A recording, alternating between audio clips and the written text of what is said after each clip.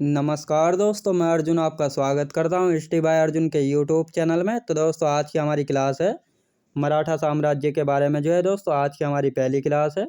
तो दोस्तों वीडियो को अंत तक जरूर देखना ताकि सभी क्वेश्चन आपको आसानी से याद हो जाए। साथ ही दोस्तों अगर आप हमारे चैनल पर पहली बार आएँ तो हमारे चैनल को भी सब्सक्राइब कर लीजिएगा, साथ ही बेल आइकन को प्रेस कर लीजिएगा ताकि हमारे आने वाले वीडियो का नोटिफिकेशन आप तक पहुंचता रहे। चलिए दोस्तों वीडियो को स्टार्ट करते हैं। यानी आज की क्लास में हम जानेंगे छत्रपति शिवाजी महाराज जी के बारे में। आज की क्लास में हम जानेंगे तो मराठा साम्राज्य। दरअसल मराठा साम्राज्य महाराष्ट्र में था और महाराष्ट्र के नाम पे ही इसका मराठा नाम पड़ा है।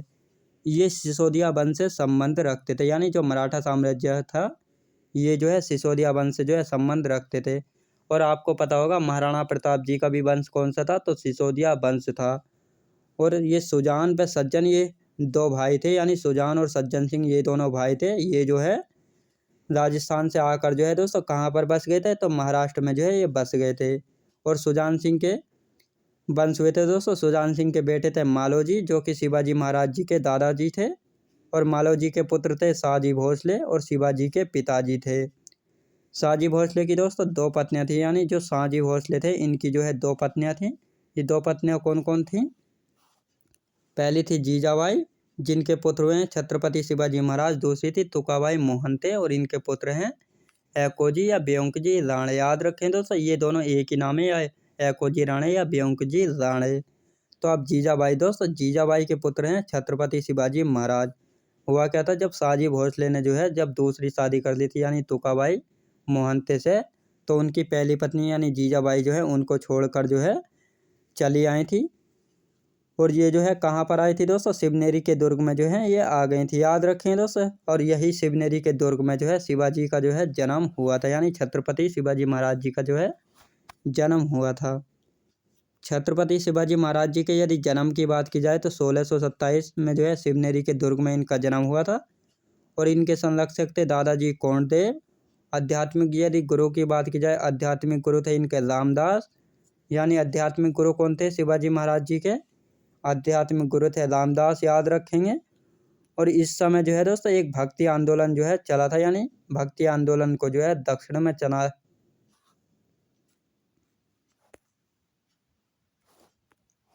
भक्ति आंदोलन को दक्षिण में चलाने वाले प्रमुख संत कौन थे? याद रखें दोस्तों ये वाला ये हिस्सा कौन सा है? ये महाराष्ट्र है। और ये वाला पूरा हिस्सा है दक्षिण भारत का। तो इस दक्षिण भारत में भक्ति आंदोलन को चलाने वाले प्रमुख संत कौन कौन से थे? पहले थे रामदास, फिर थे संत तुकाराम, एकनाथ व बामन पंडित। तो ये सभी थे भक्ति आंदोलन को दक्षिण में चलाने वाले प्रमुख संत। अब भक्ति आंदोलन क्या था? जिसमें सभी भक्ति को कोई कृष्ण की भक्ति करने लग गए थे, कोई भगवान शिव की भक्ति में लग गए थे। तो इस प्रकार भक्ति आंदोलन चला था। अब आते हैं दोस्तों शिवाजी की पत्नियां। यानी शिवाजी के बारे में जानेंगे। शिवाजी की पत्नियां दोस्तों छत्रपति शिवाजी महाराज जी ने कुल 8 शादियां इनकी हुई थी। और जिनमें से इनकी 3 पत्नियां प्रमुख है। और इन तीनों पत्नियों के बारे में जानेंगे। और इन तीनों पत्नियों का मराठा साम्राज्य में योगदान रहा है। यानी आगे चलकर इनके सभी के बारे में जानेंगे। इनका क्या क्या योगदान रहा है मराठा साम्राज्य में। अब साईबाई सबसे पहले आते हैं साईबाई। यदि साईबाई के पुत्र कौन थे, तो साईबाई के पुत्र थे संभाजी प्रथम। कौन थे? संभाजी प्रथम। यदि इनकी पत्नी की बात की जाए तो यशुबाई इनकी पत्नी थी। और संभाजी के प्रथम के पुत्र थे साहूजी महाराज। और दूसरी पत्नी थी पुतलीबाई जो कि सती हुई थी। यानी जब छत्रपति शिवाजी महाराज जी की मृत्यु हो गई थी तो उन्हीं की चिता के साथ सती हो गई थी। कौन? पुतलीबाई। याद रखें दोस्तों कई बार क्वेश्चन बना है कि छत्रपति शिवाजी की वह कौन सी पत्नी थी जो कि उनके साथ सती हो गई थी? तो वह थी दोस्तों पुतलीबाई। तीसरी पत्नी थी सोयराबाई। और इनके पुत्र थे राजाराम। राजाराम की 2 पत्नियां थी। और प्रथम पत्नी थी ताराबाई। ताराबाई के पुत्र हुए शिवाजी द्वितीय।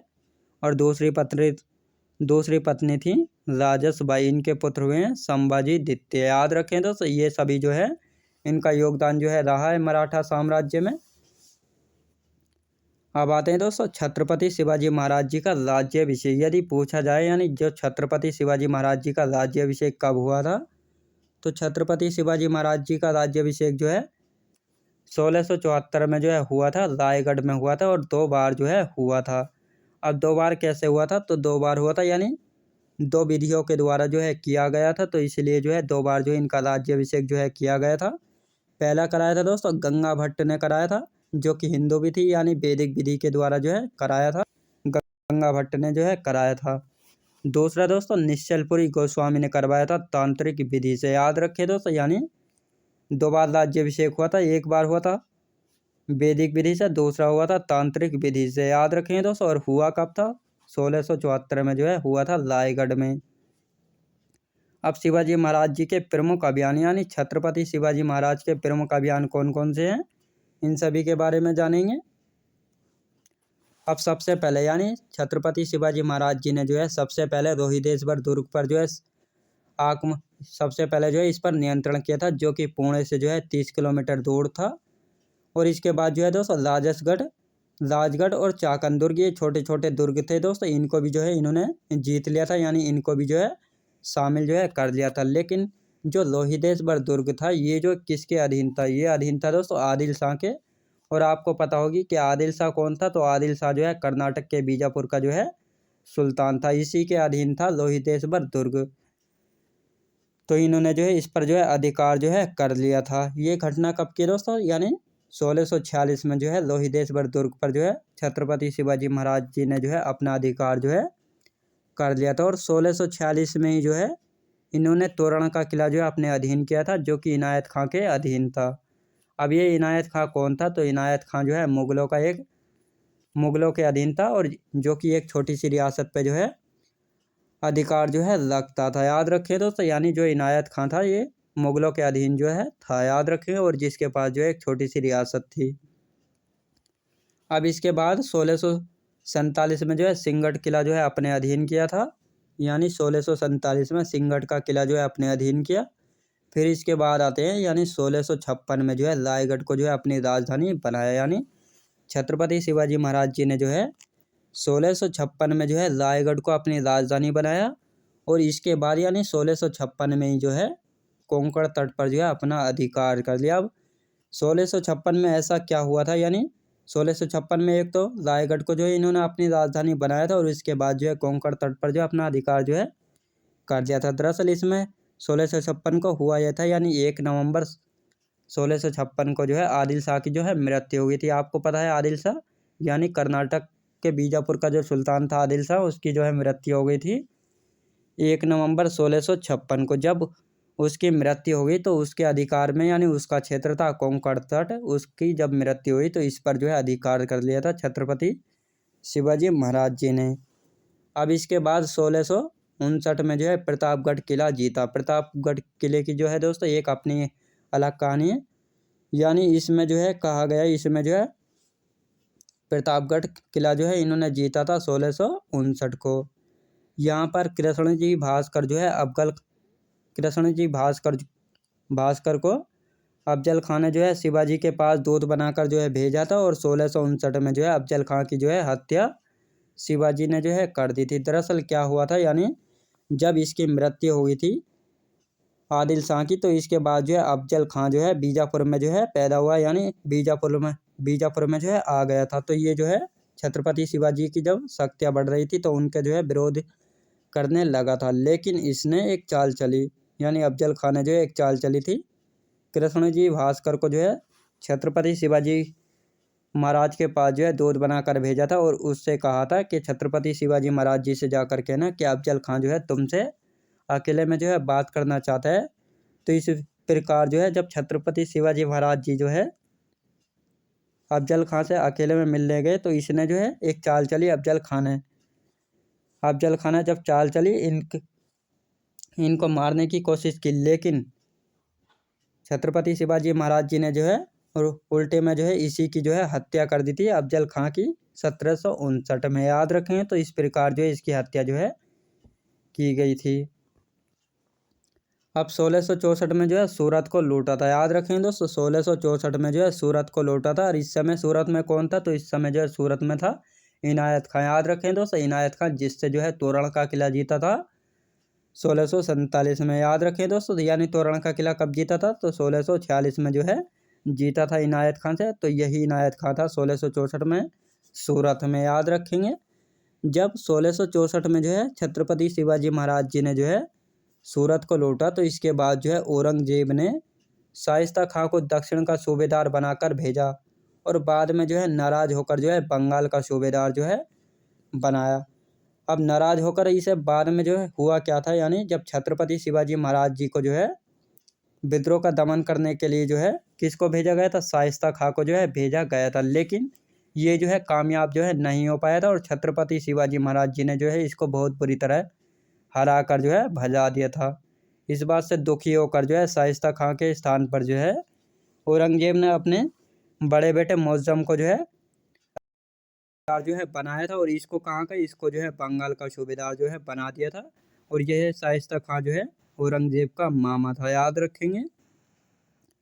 जब शाइस्ता खां के कंट्रोल में भी ना आया, तो इसके बाद आया दोस्तों मिर्जा जयसिंह। और यही मिर्जा जयसिंह है दोस्तों जिसके जो है महाराष्ट्र में जो है अच्छे संबंध थे और इसी बात का फ़ायदा उठाकर जो है ये पहली बार जो है छत्रपति शिवाजी महाराष्ट्र को जो है घेरा गया। और इसके बाद जो है 1665 में जो है पुरंदर की संधि जो है की गई थी। अब पुरंदर की संधि जो है की गई थी, इसमें क्या हुआ था? 1665 में जो है पुरंदर की संधि जो है की गई थी। अब पुरंदर की जो संधि थी ये किन किन के बीच जो है की गई थी? छत्रपति शिवाजी महाराज और मिर्जा जयसिंह के बीच जो है ये संधि जो है की गई थी। इस संधि के द्वारा जो है 40 लाख हुड़ देने की बात जो है की गई थी और 5 लाख वार्षिक हुड़ देने की जो है बात जो है हुई थी।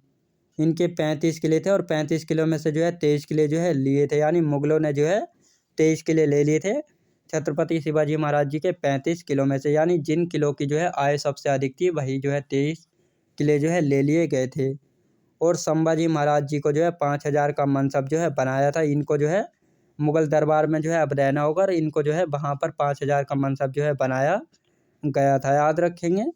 और बीजापुर के खिलाफ जो है सहयोग देना होगा। औरंगजेब यानी इस संधि में कहा गया था कि आपको जो है बीजापुर के खिलाफ जो है सहयोग करना होगा। यानी औरंगजेब ने कहा था कि महाराष्ट्र जो है कर्नाटक जो है मुगलों के खिलाफ था, कि यदि मुगल सेना कर्नाटक के खिलाफ अगर कभी अभियान पर आती है तो आपको जो है बीजापुर के खिलाफ जो है सहयोग करना होगा मुगलों का। याद रखेंगे। तो ये सभी बातें हुई थी पुरंदर की संधि में। याद रखेंगे। तो इस प्रकार जो है ये पुरंदर की संधि जो है हुई थी। अब 1670 में जो है दोस्तों सिंहगढ़ का किले को जो है जीता। याद रखें। यानी 1670 में जो है सिंहगढ़ का किले को जो है जीता। दोबारा जो है इन्होंने सिंहगढ़ के किले को जीता और सूरत को जो है दोबारा लूटा। यानी सिंहगढ़ के किले का पुराना नाम की बात की जाए तो कोढ़ाना का किला जो है इसका पुराना नाम था। ये अभियान जो है तानाजी मालसुरे और इनके भाई सूर्याजी मालसुरे ने जो है किया था। याद रखेंगे। और इनका राज्याभिषेक जो है 1674 को हुआ था और राज्याभिषेक के समय जो है इन्होंने छत्रपति एवं हैंदप की उपाधि जो है धारण की थी। छत्रपति यानी हैंदप की उपाधि जो है धारण की थी। हैंदप का मतलब होता है यानी इनको जो है हिंदुओं का सम्राट जो है कहा गया था। याद रखेंगे। और छत्रपति शिवाजी महाराज जी को जो है फादर ऑफ इंडियन नेवी जो है कहा जाता है। यानी छत्रपति शिवाजी महाराज जी को जो है फादर ऑफ इंडियन नेवी कहा जाता है। यानी जो भारत में इंडियन नेवी की जो शुरुआत हुई थी वह किसने की थी? छत्रपति शिवाजी महाराज जी ने जो है की थी। और इसकी लीड कौन कर रहा था? दरिया सारंग जो है इसकी लीड जो है कर रहे थे। याद रखेंगे। छत्रपति शिवाजी द्वारा लगाए गए कर, यानी पूछा जाता है कि छत्रपति शिवाजी द्वारा जो है लगाए गए कर कौन कौन से हैं? तो ये 2 कर थे। ये 2 कर कौन कौन से हैं? पहला था दोस्तों चौथ कर जो कि 1/4 लिया जाता था। दूसरा था सरदेशमुखी कर जो कि 1/10 भाग जो है लिया जाता था। अब चौथ कर क्या होता था दोस्तों? ये जो है पड़ोसी राज्य से जो है लिया जाता था और उनसे कहा जाता था कि तुमको जो है चौथ कर जो है देना होगा, तुम्हारी रक्षा का काम जो है हमारा है। और सरदेशमुखी कर होता था अपने राज्य से जो है लेते थे। अपने राज्य से जो है सरदेशमुखी कर जो है लिया जाता था और ये कर जो है आय का 1/10 भाग जो है लिया जाता था और उनकी रक्षा का काम जो है मराठा साम्राज्य जो है करता था। याद रखेंगे। अब शिवाजी महाराज ने जो है एक अष्टप्रधान बनाया था। अब अष्टप्रधान जो है किसने बनाया था? छत्रपति शिवाजी महाराज जी के द्वारा जो है बनाया गया था। इसमें क्या था, इसमें जो है दोस्तों 8 प्रमुख पद जो है बनाए गए थे और इसी को जो है अष्टप्रधान जो है कहा गया। अब सबसे पहला पद कौन सा था, सबसे पहला पद था इसमें पेशवा। पेशवा जो है दोस्तों, जिस प्रकार आज सभी शक्तियाँ जो है भारत में प्रधानमंत्री के पास होती है, तो उस समय जो है पेशवा को जो है हम प्रधानमंत्री जो है मान लेते हैं, क्योंकि सारी शक्तियाँ जो है पेशवा के पास जो है होती थी मराठा साम्राज्य में। तो पेशवा सबसे प्रमुख पद होता था और प्रशासन का प्रमुख यानी चीफ जो है होता था। सरे नौबत यानी सेनापति होता था। याद रखें दोस्तों, एक सरे नौबत जो है विभाग बनाया था, जो कि ये सेना का जो है सेनापति जो है होता था। ममुआदार या आमत्य, तो ये विभाग किसने बनाया था, ये भी जो है अष्टप्रधान में था। इसका काम था आय व्यय का लेखा जोखा रखना। याद रखेंगे, यानी जो ममुआदार या आमत्य विभाग था, इसका काम था आय व्यय का लेखा जोखा रखना। वाक्यान 20 ये क्या था दोस्तों, ये था गुप्तचर विभाग। इसको जो है इसलिए बनाया गया था, यानी कोई राज्य है मराठा साम्राज्य के खिलाफ जो है कोई साजिश यानी षड्यंत्र जो है नहीं कर तो नहीं रहा है, इसी की जानकारी के लिए जो है गुप्तचर विभाग जो है बनाया गया था। वाक्यान 20 याद रखेंगे। एक बना सुरोन 20 क्या था, पत्राचार था, जो कि पड़ोसी राज्य से जो है पत्राचारों के द्वारा जो है संपर्क जो है किया जाता था। ये सुरोन 20 के द्वारा जो है किया जाता था। छठा था दोस्तों दबीर या सुमंत विभाग, यानी जो विदेशी मंत्री यानी जो विदेशों से संबंध रखने का काम होता था, या लेन देन या कारोबार का काम जो भी है, वह दबीर संधि यानी दबीर के अंतर्गत जो है किया जाता था। सदर पंडित का काम क्या था, दान और धार्मिक, यानी जो मराठा साम्राज्य में जो है धार्मिक व दान देने के काम होते थे, वह जो है सभी सदर के अंदर जो है होते थे। और 8वां था दोस्तों न्यायाधीश। याद रखें दोस्तों, 8वां था न्यायाधीश, और ये थे छत्रपति शिवाजी महाराज जी के अष्टप्रधान में शामिल। याद रखेंगे। अब इनका देहांत यदि पूछा जाए, इनका देहांत कब हुआ था, इनका देहांत हुआ था 1680 में जो है छत्रपति शिवाजी महाराज जी का जो है देहांत हो गया था, यानी आकस्मिक इनकी मृत्यु जो है हो गई थी। अब इनके बाद कौन गद्दी पर आए थे, यानी इनके बाद जो है सेकंड छत्रपति कौन बने थे, संभाजी महाराज जी जो है सेकंड छत्रपति जो है बने थे, जो कि 1680 से लेकर 1689 यानी 9 वर्ष तक जो है छत्रपति रहे थे, यानी सेकंड छत्रपति जो है रहे थे। और इन्हीं ने जो है अकबर द्वितीय को जो है शरण दी थी। याद रखें दोस्तों, इन्हीं ने जो है अकबर द्वितीय को जो है शरण दी थी। अकबर द्वितीय कौन था, औरंगजेब का पुत्र था। और इसी अकबर द्वितीय ने जो है जब औरंगजेब के खिलाफ जो है खिलाफत कर दी थी, तो औरंगजेब ने जो है इसको मारने के आदेश जो है दे दिए थे, लेकिन यह जो है संभाजी महाराज की शरण में जो है आ गया था, और इन्होंने ही जो है इसको शरण जो है दी थी। याद रखेंगे। और साईबाई के पुत्र, याद रखें दोस्तों, साईबाई के पुत्र गनौजी सिरके दोस्तों, गनौजी सिरके जो है इनके साले थे संभाजी महाराज जी के, और इन्होंने ही जो है इनको धोखा दिया, और जो कि मुगल साम्राज्य में जो है जाकर मिल गए थे, और इन्हीं के कारण जो है संभाजी महाराज जी को जो है बंदी जो है घेरा गया था, और इनको बंदी बनाकर जो है कहाँ पर लाया गया था, मुगल दरबार में जो है लेकर जाया गया था, और वहीं पर जो है इनको बहुत ज़्यादा प्रताड़ित किया गया था, और प्रताड़ित करने के बाद जो है इनको मृत्युदंड जो है दे दिया गया था औरंगजेब के द्वारा। अब इनके बारे में प्रमुख बातें और देख लेते हैं। इनके सलाहकार कौन थे, यानी संभाजी महाराज जी के सलाहकार कौन थे, कवि कलश जो है इनके सलाहकार थे। बुद्धभूषण और नखशिख, ये रचना जो है संभाजी महाराज जी के। याद रखें दोस्तों, यानी बुद्धभूषण और नखशिख जो हैं ये रचनाएं किसकी हैं, संभाजी महाराज जी की ये रचनाएं हैं।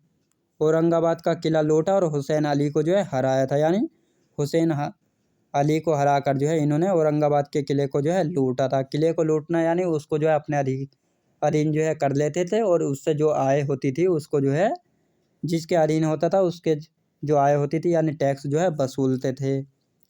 1689 में जो है हत्या जो है औरंगजेब ने करवा दी थी। याद रखें दोस्तों, ये अभी मैंने आपको बताया किस प्रकार जो है इनको घेरा गया था, यानी गनौजी सिरके ने जब इनको धोखा दिया और मुगलों को जो है सारी जानकारी बता दी किले की, फिर इनको जो है घेरा गया और इनको जो है बंदी बनाकर जो है दरबार में लेकर जाया गया, और वहाँ पर जो है इनको खूब प्रताड़ित जो है किया गया, और उसके बाद जो इनको मृत्युदंड जो है दे दिया गया था। संभाजी के बेटे दोस्तों, संभाजी के बेटे थे साहू जी, और इनको जो है औरंगजेब की कैद में रहे।